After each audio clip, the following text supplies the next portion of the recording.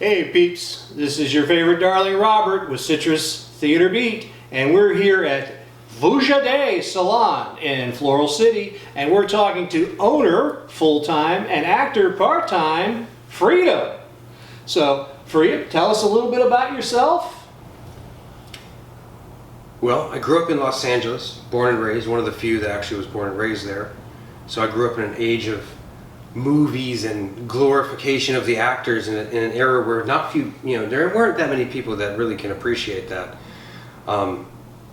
So my intensity with what I do, that's really where it came from, growing up around it. And then I came here where at 1989, there was no theater here.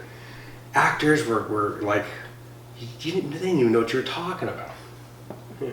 So here I am doing hair, went to hair school, figured that was a great way out, and I've had a great time doing it. And now, 47 years old, white as I can possibly be, good Lord, I've had a great time. So you spent a lot of time on stage, but what was your favorite part ever? I gave a lot of thought to this question. I would have to say being a son. I think I'm going to miss that part the most. Playing someone's son? No. A son, like in life. Oh. Me playing a son, and then right after that, playing a good father and a good husband. And outside of that, honestly, any role I take is my favorite role at that moment in time, because I'm going to love that role intensely, just like I did the other 6, and try to make it my own. And that way I can carry it and not have it have any weight. It's light, it's happiness. I have been talking to a lot of people after your last show, which was the New Year's show for Lewis and Young Entertainment, so and you got nothing but compliments on that.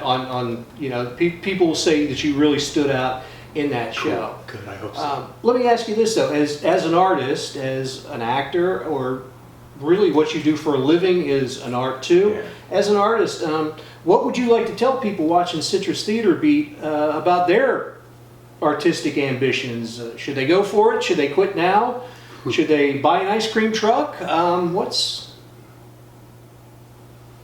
Well, what would I tell someone? I would say first off, be disciplined and be patient. Know the why is super important. Why are you wanting to do it? Because if you don't know why, if you're doing it for fame, you're going to be miserable the whole time. If you're doing it for money, you're going to be miserable the whole time.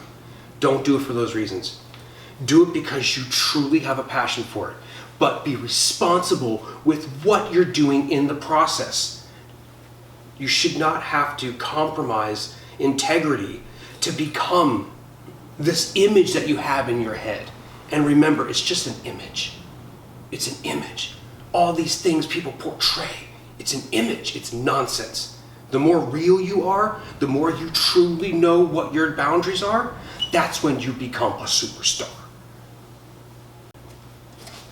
I know you're a busy guy. You got a lot going on with your business and everything else, but artistically, what's next for you? I love doing hair.